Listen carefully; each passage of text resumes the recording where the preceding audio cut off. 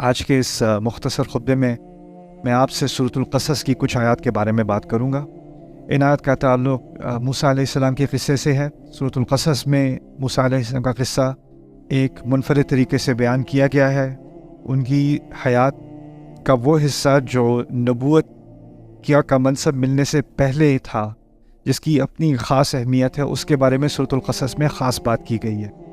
اس کی طرف حوالہ سورۃ طٰہٰ میں اور مقامات پر بھی کیا گیا ہے، لیکن جس تفصیل میں اللہ تعالیٰ نے سورۃ القصص میں بات کی اور مقامات میں نہیں ہے۔ یہاں پر خاص ایک چھوٹا سا لمحہ ہے ان کی زندگی کا، اور ایک واقعہ ہے، اس میں بہت ساری ہدایات مضمر ہیں، اور ان میں سے کچھ ہدایات کی طرف آج میں اشارہ کروں گا اس خطبے میں انشاءاللہ۔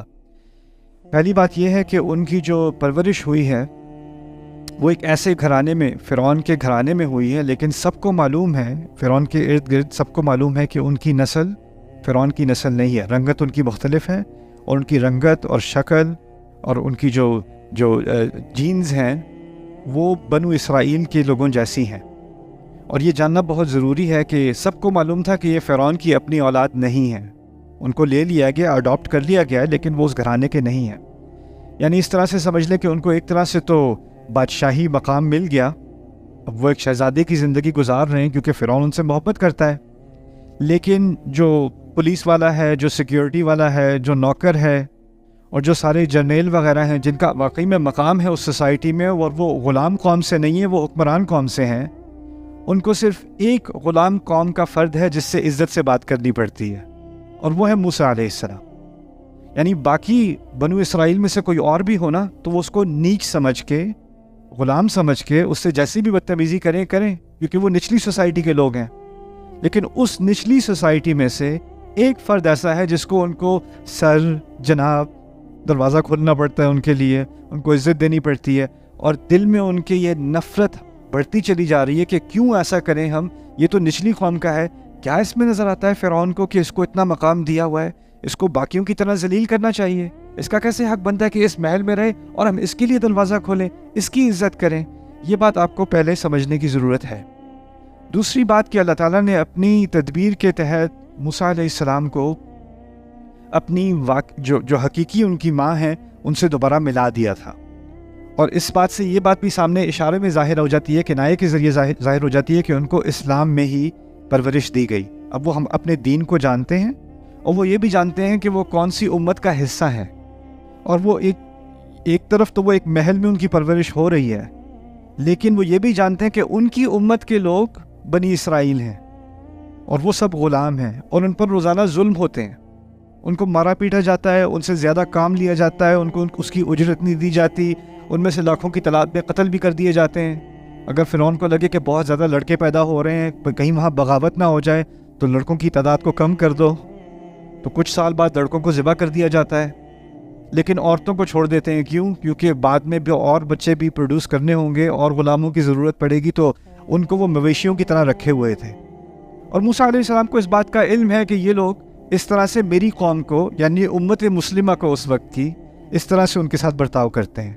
اس بات کا بھی ان کو اچھی طرح علم ہے، کیونکہ وہ اس گھرانے سے ہیں اور اس خاندان سے ہیں کہ ان کی تراث کیا ہے، یعنی پیچھے جا کر وہ مصر میں کیسے آئے تھے بنو اسرائیل یوسف علیہ السلام کے ذریعے، اور یوسف علیہ السلام یعقوب، اور ان کے پیچھے اسحاق، اور ان کے پیچھے ابراہیم علیہ السلام، تو وہ اس سلسلے کا ایک حصہ ہیں، اور اس بات کا ان کو علم ہے۔ نبی نہیں ہے، لیکن اپنے مسلمان ہونے کا اور ملت ابراہیم کا حصہ ہونے کا ان کو علم ہے۔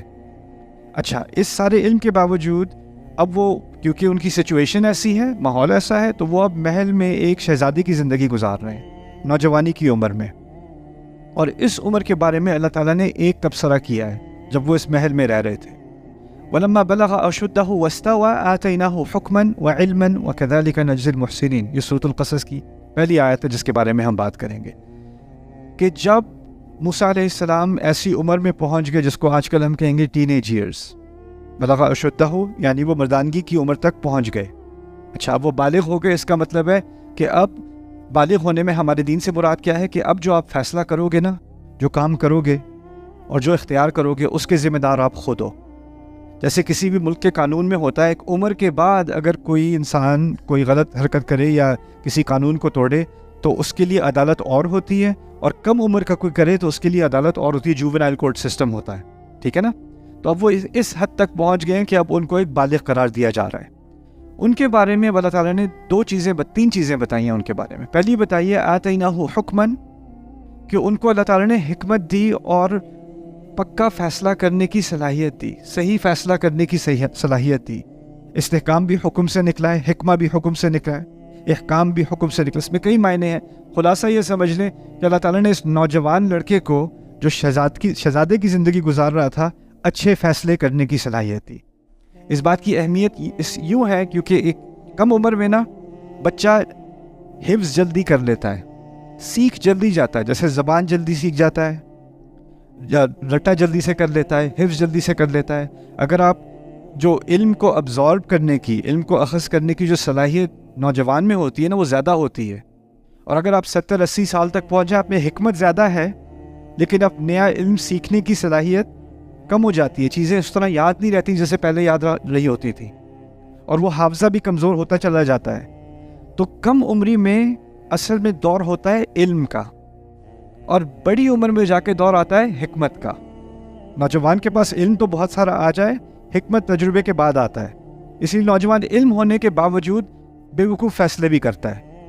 اس کو پتہ ہوگا گاڑی تیز نہیں چلانی، یا اس طرح جو ہے وہ بالکل کیئرلیس ہو کے اسپیڈنگ نہیں کرنی، یہ نہیں کرنی، لیکن مزہ آ رہا ہے تو وہ کرے گا۔ اس کو پتہ ہے خطرناک ہے، علم تو ہے اس کے پاس کہ یہ خطرناک ہے، کرے گا پھر بھی۔ اس کو پتہ ہے میڈیکل اسٹوڈنٹ ہوگا، میڈیکل اسٹوڈنٹ ہے تو اس کو پتہ ہے کہ آپ کی لنگس کے ساتھ کیا ہوتا ہے، آپ اسموکنگ کرتے ہو تو، سگریٹ پیتے ہو تو آپ کے ساتھ اندر جسم کے ساتھ کیا نقصان ہو رہا ہوتا ہے، اس کو عام لوگوں سے زیادہ پتہ ہے کیونکہ وہ میڈیکل اسکول میں جا رہا ہے، لیکن پھر بھی کلاس میں اسٹریس بہت ہو گئی ہے، باہر کھڑا اسموکنگ کر رہا ہے۔ کیوں؟ علم تو ہے، حکمت نہیں ہے۔ حکمت جو ہے وہ بعد میں جا کر آتی ہے۔ خاص ایک خصوصیت، اور خاص کر جس ینگ لڑکے کے پاس، ایک تو اس کے بارے میں یہ بھی کہہ دیا کہ وہ اس عمر میں پہنچے، نوجوانی کی عمر میں، جب ہم سارے بے وقوفیاں کرتے ہیں۔ اس کے بعد کہا وستوا سے مراد ہے کہ وہ جسم کے بڑے تگڑے تھے، قوی تھے، تو اب وہ جسمانی ان کے پاس بھی قوت ہے، عمر بھی نوجوان ہے، زندگی بھی شہزادے والی ہے، جو چاہیں کریں، جتنا پیسہ ہے، کوئی چیز حرام نہیں ہے، کوئی ان کو کچھ روک نہیں سکتا، ہر طرف سے ان کے لیے دروازے کھلے ہوئے ہیں، جو کرنا چاہے کرے۔ اب آپ اندازہ کرو کسی سوسائٹی میں کوئی ینگ لڑکا ہو، اس کے پاس ملینز ہوں، اربوں روپے ہوں اس کے پاس، قانون اس کو روک نہیں سکتا کیونکہ اس کے پاس ایک اونچا سٹیٹس ہے اور جسم کا بھی وہ طاقتور ہے، کیسی حرکتیں کرے گا وہ؟ آپ کیسی حرکتیں کرتے دیکھو گے اس کو؟ جہاں میں دنیا میں گیا ہوں، جہاں میں نے دولت مند نوجوان دیکھے ہیں، آپ کو ایک ہی صورتحال ملے گی، اور ایک چیز جو نظر نہیں آئے گی نا عام طور پہ، وہ حکمت ہوگی۔ یہاں تک کہ ان کے والدین ان کو سب سے بڑی یونیورسٹیز میں بھی ڈال دیں گے، دنیا کے اعلیٰ ترین علمی اداروں میں امیر بچے جاتے ہیں، علم تو ان کو وہاں مل جاتا ہے، لیکن وہاں بھی آپ دیکھو کہ ان کی حرکتیں جو ہے نا ان میں حکمت کوئی نہیں ہے۔ خاص اللہ تعالیٰ نے موسیٰ علیہ السلام کے بارے میں بتایا ہے کہ اس عمر میں پہنچے، علم سے پہلے حکمت کا ذکر کیا، آتیناہ حکمن و علمن، یہ نہیں کہا آتیناہ علمن و حکمن۔ عام انسان کے لیے علم پہلے آتا ہے، آگے کہیں جا کے حکمت آتی ہے، اور جب دولت اور قوت اور موقع اور اقتدار یہ ساری چیزیں اکٹھی ہو جائیں، وہ بھی نوجوان عمر میں، تو حکمت کا دروازہ بند ہو جاتا ہے۔ لیکن موسیٰ علیہ السلام کو ایک خاص تحفہ دیا گیا اللہ تعالیٰ کی طرف سے کہ کم عمری میں بھی ان کو حکمت دی گئی۔ یہ رسالت سے پہلے کی بات ہے، ابھی وہ رسول نہیں بنے، رسول جا کر بنیں گے جب طور پر جائیں گے، جب پہاڑ پر جائیں گے، جب آگ دیکھیں گے، وہاں پر ہم کلامی ہوگی اللہ تعالیٰ سے، وہاں پر رسالت کا منصب ان کو ملے گا۔ ابھی بس یہ ایک نوجوان ہے، ایک مسلمان نوجوان ہے جس کو اللہ تعالیٰ نے اپنی طرف سے ایک تحفہ دیا ہے، حکمن، اور اس کے ساتھ ایک اور تحفہ دیا ہے وہ علمن، اور علم بھی دیا ہے۔ اور یہ بھی بہت اہم ہے سمجھنا، کیونکہ اس دور میں دنیا کی اعلیٰ ترین یونیورسٹی، دنیا کی اعلیٰ ترین سوسائٹی، جس میں دنیا جہاں سے لوگ اپنے شہزادے، اپنے امیر، اپنے بچوں کو اعلیٰ تعلیم حاصل کرنے کے لیے بھیجتے تھے، وہ مصر تھا۔ مصر تمدن کا سب سے اعلیٰ مقام تھا دنیا میں، اسی لیے فرعون اس کے بارے میں کہا کرتا تھا وَيَذْهَبَ بِطَرِيقَتِكُمُ الْمُثْلَىٰ۔ تو وہ موسیٰ بعد میں جب رسالت کی بات آئی تھی تو فرعون نے کہا تھا کہ مجھے تو ڈر ہے کہ یہ تمہاری یہ ساری سوسائٹی جس کی باقی سب مثالیں دیتے ہیں، اس کو غائب کر دے گا، اس کی بات مت سنو، ہم اس مقام تک پہنچے ہیں، اس کی بات سنو گے تو یہ سارا مقام، ساری ترقی غائب ہو جائے گی، لوگ ہماری مثالیں پھر نہیں دیں گے۔ یذھب بطریقتکم المثلی، تو علم بھی جو دیا اللہ تعالیٰ نے موسیٰ علیہ السلام کو، وہ صرف دین کا علم نہیں دیا، سیاست کا علم، سوسائٹی کا علم، اس وقت کے جدید علوم کا علم، ہر طرح کا علم اس کی جو ایکسیس تھی ان کے پاس، جس طرح سے ان کے پاس وہ موجود تھا اور اس کے ذرائع ان کے سامنے تھے، وہ کسی اور عام آدمی کے سامنے نہیں تھے.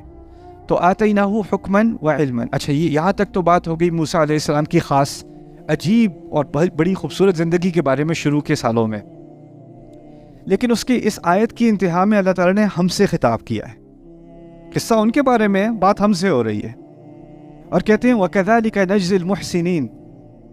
اور جو بھی بہترین کرنے کی کوشش کرتا ہے ہم اس کو اسی طرح جزا دیتے ہیں. یعنی بات ایک شخص کی ہو رہی جو ہزاروں سال پہلے اس کے ساتھ اللہ تعالیٰ نے نوجوانی میں اس کو حکمت دی اور علم دیا، اور اب کہا اور اس طرح کی نعمتیں میں ہر اس انسان کو دینے کو تیار ہوں جو بہترین کرنے کے لیے سامنے آ جائے. جو احسان کرے گا اس کے لیے دروازہ کھلا ہے اللہ تعالیٰ کی طرف سے. تو کوئی بھی نوجوان یہ نہیں کہہ سکتا کیونکہ میں ابھی کم عمر میں ہوں اس لیے تھوڑی نادانی ہے میرے اندر. ہم بھی کہتے ہیں اپنے بچوں سے نا، ابھی تو 20 سال کا ہے، تھوڑی نادانی کی عمر ہے، خیر ہے، ابھی تو کچھ حرکتیں ایسی کرنے دو، ابھی بچہ ہے. اور ہمارے یہاں تو 28 کا بھی ہوا ہے، ابھی بچہ ہے، چھوڑو جی بچے ہیں. یہ بچہ کر کے ہم نے وہ جو احسان کا تحفہ اللہ تعالیٰ نے دینا تھا نا، کہ اگر ہم اپنے بچوں کو، اپنے ینگ لڑکوں کو خاص کر ان کو انکریج کریں، بلکہ لڑکیوں کو بھی، کہ اپنا بہترین کرو، پڑھائی کرنی ہے تو بہترین کرو، کام کرنا ہے تو بہترین کرو، ہر چیز میں احسان کرو. اور جب محسن بنو گے، جب ہر چیز میں بہترین کرنے کی کوشش کرو گے تو پھر اللہ تعالیٰ یہ دروازے کھولتا ہے. یہاں ایک اور سوال بھی پیدا ہوتا ہے، اور وہ یہ ہے کہ جب آپ کے پاس پیسہ ہو، محل ہو، اس سے بڑا محل کہاں ملے گا؟ فرعون کے محل سے بڑا محل کہاں ملے گا؟ آپ کے پاس نوجوانی ہے، پیسہ ہے، قوت ہے، اقتدار ہے، تو اب تو بیٹھو آرام سے. اب کیا کرنے کی ضرورت ہے؟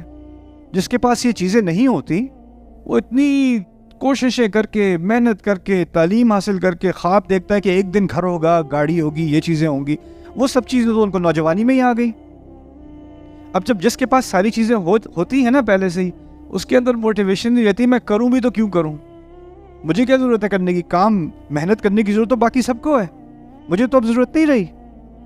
لیکن اللہ تعالیٰ نے ان کے بارے میں کہا ہے محسنین. وَكَذَلِكَ نَجْزِي الْمُحْسِنِينَ. اشارہ ہے کہ وہ بھی محسنین میں سے تھے علیہ السلام، موسیٰ علیہ السلام.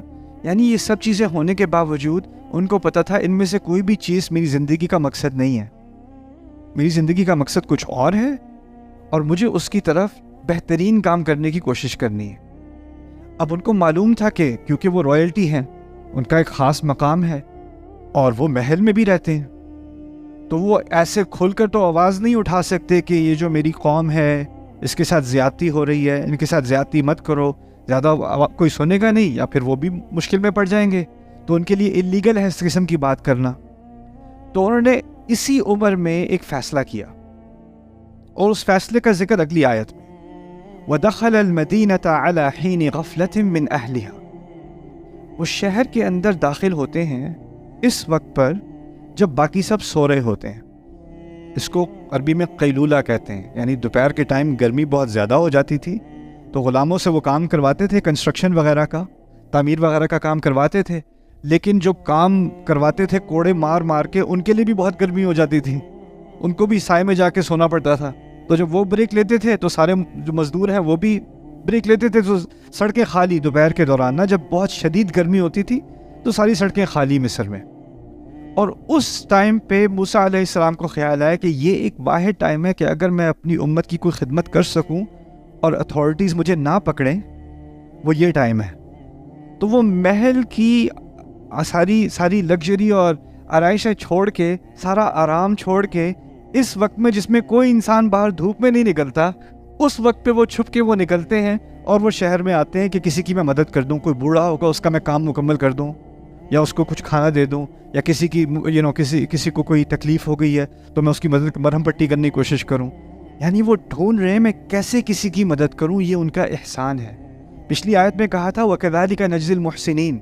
تو سوال رہ گیا ان کا احسان کیسا ہوگا؟ تو قرآن نے خود ہی اس کی تفسیر تھوڑی سی کر دی کہ وہ اب ڈھونڈ رہے ہیں میں کیسے کوئی موقع ڈھونڈوں کہ میں کسی اور کی مدد کر دوں. اور اس میں ہمارے لیے بھی اشارہ ہے. اگر اللہ تعالیٰ نے آپ کو نہیں دیا، آپ کے رزق میں کمی ہے، قدر علیہ رزقہ، اللہ کبھی کبھی کسی کے رزق میں کمی کرتا ہے تو اس کو مشکل آتی ہے، اس کو 3 جاب کرنی پڑتی ہیں، اور وہ سارا دن ساری رات محنت میں لگا رہتا ہے کہ ایک روٹی بھی آ جائے ٹیبل پر. لیکن کچھ لوگوں کے لیے اللہ تعالیٰ نے آسانی کی ہوتی ہے, ان کے لیے رزق کا دروازہ کھول دیا ہوتا ہے. اب ان کو کرائے کی فکر اتنی نہیں ہے, انکم کی اتنی فکر نہیں ہے, اور جب خوشحالی آ جاتی ہے تو تھوڑا سا فری ٹائم بھی آ جاتا ہے. اور جب فری ٹائم آتا ہے تو اس میں احسان کا اشارہ کیا ہے کہ میں سوچوں میں کس کی مدد کر سکتا ہوں, ابھی میں اس وقت کا استعمال کیسے کروں گا کسی کا کوئی بھلا ہو جائے. یہ ہے کذالک نجزی المحسنین. اور اگر میں یہ کروں گا تو مجھے کیا ملے گا اس سے؟ مجھے کیا ملے گا؟ وہ پہلی آیت میں حکمن و علمن, وہ تحفے ہیں اللہ تعالیٰ کے, وہ ملیں گے مجھے حکمت ملے گی, میرے علم میں اضافہ ہوگا. اور حکمت کا پہلے ذکر کرنا اور علم کا بعد میں ذکر کرنا, اس کی ایک اور بڑی اس کا ایک خوبصورت راز یہ بھی ہے کہ علم کسی کے پاس بہت زیادہ ہو اور حکمت نہ ہونا تو اس علم کا کوئی فائدہ نہیں ہوتا. تو اللہ تعالیٰ حکمت پہلے دے رہے ہیں, اور حکمت اخذ کرنے کے بعد اب آپ صرف اسی قسم کا علم حاصل کرو گے جس کا اصل میں ہی فائدہ ہوگا. اصل میں عربوں کے ہاتھوں حکمت کی جو تعریف ہے نا, وہ ہے العلم النافع والعمل به, ایسا علم جو فائدہ دے اور پھر اس پر عمل بھی کیا جائے.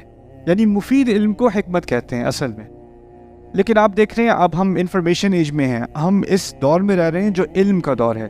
آپ کسی بھی چیز کا علم حاصل کرنا چاہتے ہو, آپ انگلی سے ایک تھوڑے سے بٹن دباؤ اسکرین کے اوپر, اسکرین پہ ٹیپ کرو, سارا علم آپ کے سامنے آ جائے گا. کسی بھی چیز کے بارے میں کوئی بھی سوال آپ کے ذہن میں, سوال آپ کے پاس فوراً آ جائے گا. آپ اپنے دادا سے پوچھو, اپنے ابو سے پوچھو, ان سے پوچھو جب آپ کے ذہن میں کوئی سوال آتا تھا تو آپ اس کا جواب کیسے لیتے تھے, کہ یہ سڑک کیسے بنی, یہ بلڈنگ کتنی پرانی ہے. اب میں گوگل کروں یہ بلڈنگ کتنی پرانی ہے, اس کا آرکیٹیکٹ کون ہے.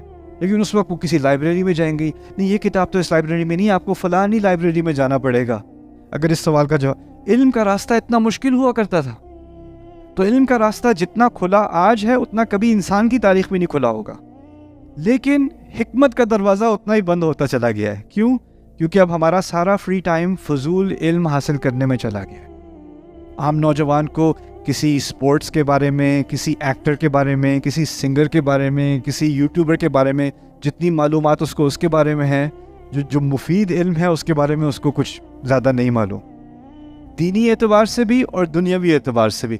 گاڑی اس کو فکس کرنی نہیں آتی, لیکن ویڈیو گیم کے بارے میں بہت ساری معلومات ہیں اس کو, کہ اس میں ہائی رینکنگ کیسے آتی ہے. ٹھیک ہے نا. تو یہاں پر جو حکمن و علمن کہا ہے, یہ تحفہ ہے اللہ تعالیٰ کی طرف سے, اگر میں کوشش کروں کسی اور کی مدد کرنے کی. وَكَذَلِكَ نَجْزِي الْمُحْسِنِينَ. اچھا آخری بات, آج جہاں تک میں پہنچنا چاہ رہا تھا وہاں تک تو نہیں پہنچیں گے, لیکن ایک اور بات آپ کے سامنے رکھ دوں. وہ یہ تھی کہ جب وہ وہاں گئے ہیں, اس شہر میں خالی تھا, فَوَجَدَ فِيهِ رَجُلَيْنِ يَقْتَتِلَانِ, وہاں دیکھتے ہیں دور دو آدمی ہیں, ایک دوسرے کو قتل کر رہے ہیں, لگ رہا ہے ایک دوسرے کو مارنے پہ پڑے ہوئے ہیں, اور سڑک پہ کوئی نہیں ہے, کوئی گواہ نہیں ہے, کوئی نہیں, وہ ہیں اور دور دو آدمی ہیں. اب وہ قریب آتے ہیں تو پتہ چلتا ہے هَذَا مِنْ شِيعَتِهِ وَهَذَا مِنْ عَدُوِّهِ, یہ ان کے لوگوں میں سے ہے, ان کے گروہ میں سے, یعنی وہ مسلمان ہے. ایک مسلمان ہے, بنی اسرائیل اس وقت کے مسلمان تھے, اور دوسرا ان کی دشمن قوم میں سے ہے. دشمن قوم ان کی کون ہے؟ فرعون. یعنی مسلمان اور کافر دشمن قوم آپس میں ایک دوسرے سے لڑ رہے ہیں. اس مارکے کو انہوں نے دیکھا. هذا من شيعته وهذا من عدوه فاستغاثه الذي من شيعته على الذي من عدوه. تو جو ان کے گروہ میں سے تھا اس نے ان سے بڑی فریاد کر کے مدد مانگی اپنے ان کے دشمن کے خلاف. اس طرح سمجھ لیں میرے مسلمان بھائی میری اس کافر کے خلاف مدد کریں. اور استغاثہ کا لفظ ہوتا ہے بارش کی دعا کے لیے, آپ کو پتا ہوگا صلاۃ الاستغاثہ. مقصد یہ تھا کہ اشارے میں کہا جا رہا ہے کہ موسیٰ علیہ السلام کا قد اتنا بڑا تھا اور ان کی جسمانی قوت اتنی زیادہ تھی کہ ان کی مدد ایسے جیسے آسمان سے مدد آ رہی ہے. تو آپ کچھ کریں میرے لیے, آپ تو میرے بھائی ہیں مسلمان. فاستغاثہ الذی من شیعتہ علی الذی من عدوہ. تو موسیٰ علیہ السلام ایک ینگ نوجوان, وہ دیکھ رہے ہیں کہ میری امت کا ایک فرد, میرا بھائی, اس کے خلاف ایک کافر اس کو قتل کرنے کی کوشش کر رہا ہے, میں کھڑا دیکھتا رہوں کیا؟ تو وہ فوراً آگے گئے. فَوَكَّزَهُ مُوسَى, موسیٰ علیہ السلام نے اس کو ایک مکہ مارا. کس کو؟ فرعون کے فوجی کو. فَقَضَى عَلَيْهِ, اسی وقت اس کی موت ہوگی، ایک مکے سے وہ مر گیا۔ اب جیسے ہی وہ مرا ہے، فوراً موسیٰ علیہ السلام کے منہ پر جو الفاظ آئے وہ قرآن نے ریکارڈ کیے ہیں۔ یہ الفاظ نہیں ہے تکبیر، اللہ اکبر، ایک کافر کم از کم، چلو 2 لاکھ اور رہ گئے، اگر اللہ نے یہ ایک فتح ہے ہماری، فتح نصر من اللہ و فتح قریب، یہ الفاظ بھی نہیں آئے۔ الفاظ کیا نکلے ان کے منہ سے؟ کہتے ہیں ھذا من عمل الشیطان، یہ شیطان کے عمل میں سے ہے۔ مکہ مارا ہے کافر کو، اور مارتے ساتھ ہی کہتے ہیں یہ شیطان کے عمل میں سے ہے۔ انہ عدو مضل مبین، یہ تو دشمن ہے اور یہ گمراہ کرتا ہے، اور یہ بڑے واضح طریقے سے گمراہ۔ اب مجھ پہ واضح ہو گیا کیسے یہ شیطان گمراہ کرتا ہے۔ سوال یہ پیدا ہوتا ہے، انہوں نے تو جہاد فی سبیل اللہ کیا تھا، مسلمان کی جان بچائی تھی، قتال کیا تھا۔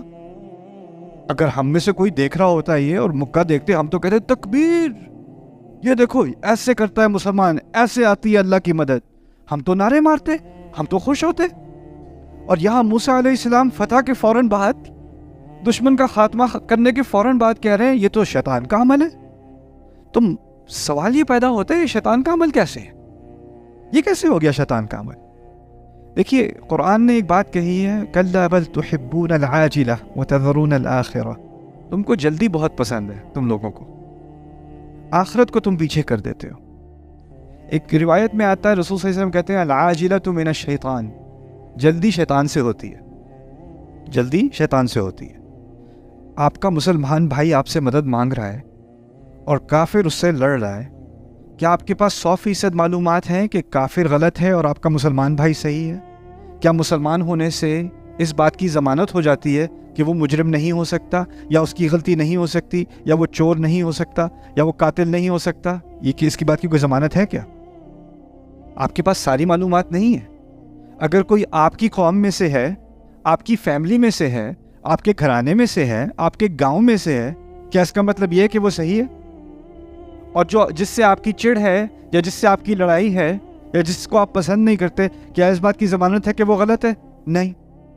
لیکن دوسری بات یہ ہے کہ دیکھیں، کیونکہ وہ مصر میں رہتے ہیں نا، تو لاکھوں دفعہ دیکھا ہوگا کہ کتنے فوجی، کتنے انیسنٹ قسم کے لوگ جنہوں نے کوئی جرم بھی نہیں کیا ہوا، ان کے ساتھ کتنی زیادتیاں ہزاروں دفعہ دیکھی ہوں گی انہوں نے، ہزاروں دفعہ۔ اب وہ 1001 دفعہ دیکھ رہے ہیں تو کہہ رہے ہوں گے 1000 دفعہ دیکھ چکا ہوں، وہی بات جو پہلے ہوتی ہوگی وہی ابھی بھی ہو رہی ہوگی، اسی لیے تو انہوں نے جلدی کی۔ وہ تو کہیں گے یہ تو میں نے کتنی دفعہ، بے شمار دفعہ دیکھا ہے اور میں کچھ کر نہ سکا، سب گواہ تھے، آج ایک موقع ملا تو میں کچھ کر تو سکتا ہوں نا، تو کچھ تو میں کروں۔ یعنی ان کی نیت میں کوئی خلل نہیں ہے۔ لیکن جو حکمت یہاں سکھائی جا رہی ہے کہ آپ نے ایک ہی چیز 1000 دفعہ بھی دیکھی ہو، 10,000 دفعہ بھی دیکھی ہو، ہر کیس الگ ہوتا ہے، ہر صورتحال الگ ہوتی ہے۔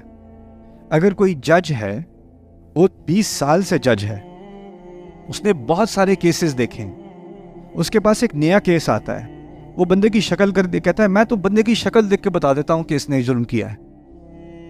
اگر جج ایسا ہونا تو اس کو جج نہیں ہونا چاہیے، کیونکہ وہ کیا کر رہا ہے، اپنے سابقہ تجربے کی بنیاد پر وہ گمان کر رہا ہے کہ یہ کیس کیسا ہوگا، اور یہ انصاف کے خلاف ہے۔ موسیٰ علیہ السلام نے جو اپنا اقدام کیا نا، وہ تمام معلومات لینے سے پہلے کیا، جلدی کر دی، جذبات میں آ گئے، سوچا کہ جب اتنی زیادہ دفعہ میں نے اس قسم کی زیادتی دیکھی ہے تو یہ بھی اسی کی ایک مزید مثال ہوگی، اور یہ سب، اور جذبہ اچھائی کا تھا، لیکن شیطان بھی کبھی کبھی اچھائی کا جذبہ استعمال کر کے آپ سے کام نکلواتا ہے، اور یہ حکمت قرآن نے سکھا دی، ھذا من عمل الشیطان۔ اور پھر اب سمجھ میں آتا ہے جب اللہ تعالیٰ نے کہا تھا نا کہ ان کو حکمت دی تھی، اس قصے کے شروع میں بھی کہا تھا نا حکمت دی تھی انہیں، یعنی انسان غلطی کرے اور اس کو فوراً سمجھ میں آ جائے کہ یہ اصل میں بہت بڑی کیا تھی، غلطی تھی، اس سے بڑی حکمت کیا ہوگی، اس سے بڑا علم کیا ہوگا، فوراً اس بات کا خود ہی اعتراف کر لیتے ہیں کہ یہ شیطان کا عمل ہے۔ اب ایک آخری مسئلہ رہ گیا، خطبہ لمبا ہو گیا ہے لیکن آخری مسئلہ ورنہ بات آدھی رہ جائے گی۔ وہ کیا ہے کہ اگر کوئی غلط حرکت کرتا ہے، غلطی ہو جاتی ہے کسی سے، کسی کے ساتھ زیادتی بھی ہو جاتی ہے، اور پھر آپ کہیں یہ جی بس شیطان کا اثر آ گیا تھا میرے اوپر. یہ شیطان جو ہے نا یہ بہت ہی ذلیل مخلوق ہے، اس کی مجھے بھی اس سے بڑی نفرت ہے. میں نے نہیں کیا تھا، اصل میں یہ شیطان کا اثر تھا. اب آپ شیطان کو مل کے کوستے ہیں، سارا کام ساری جو جڑ ہے خرابی کی وہ شیطان ہی ہے.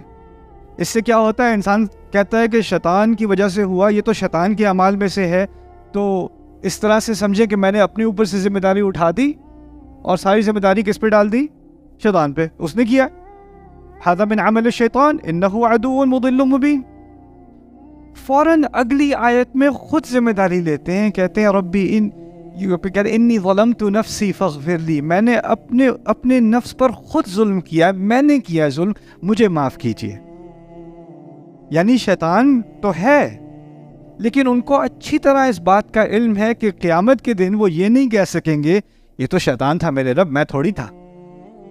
فوراً اللہ تعالیٰ کی طرف رجوع کر کے کہتے ہیں انی ظلمت نفسی، میں نے، اس میں کوئی شک نہیں ہے، جو ظلم کیا ہے وہ میں نے اپنے اوپر کیا ہے.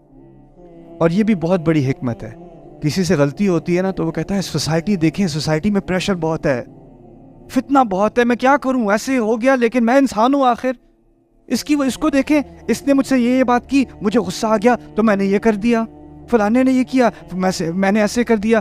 آپ ہر ایک کو ذمہ دار ٹھہرانے کو تیار ہو، لیکن حکمت کا تقاضا کیا ہے؟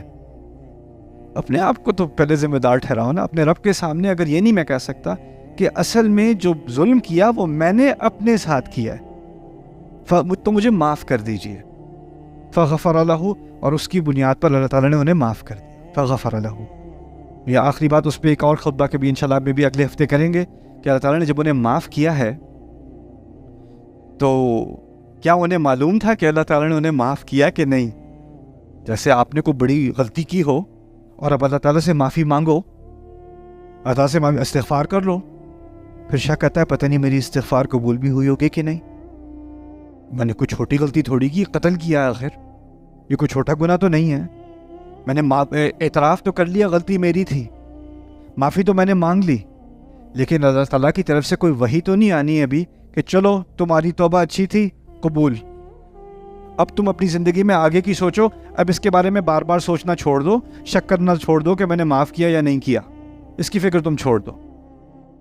یہ سوال بھی ایک بہت اہم سوال ہے، کیسے پتہ چلے مسلمان کو کہ اس کی استغفار قبول ہوئی کہ نہیں ہوئی؟ تو انشاءاللہ اگر موقع ملا تو اگلے ہفتے اس کے بارے میں بات کریں گے. بارک اللہ لی ولکم فی القرآن الحکیم ونفعنی وإیاکم بالآیات والذکر الحکیم.